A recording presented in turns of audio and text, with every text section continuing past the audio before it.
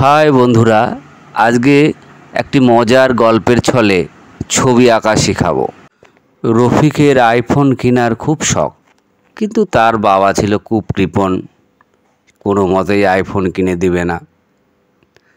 তাই সে মনের দুঃখে বেলুনের মধ্যে লেখে, হে আল্লাহ, আমাকে 1,00,000 টাকা দাও, আমার খুব দরকার, আমার খুব উপকার হয় বলে বেলুনটি লিখে ছেড়ে দেয়।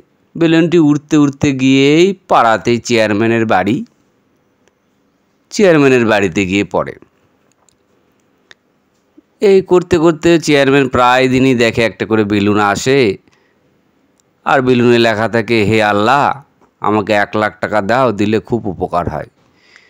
চেয়ারম্যান ভাবে যে এই রফিক ছেলেটা কে। সবার কাছে শুনে দেখে যে আপনার ওই বাড়ির কাছেই রফিক, ওই বাড়িতে খুব সমস্যা আছে। শুনে চেয়ারম্যানের খুব দয়া হলো। সে কোনো রকমে 50,000 টাকা জোগাড় করেছে, আর 50,000 পারেনি সে, তাই 50,000 টাকাই রফিকের বাড়িতে সে পাঠিয়ে দেয়।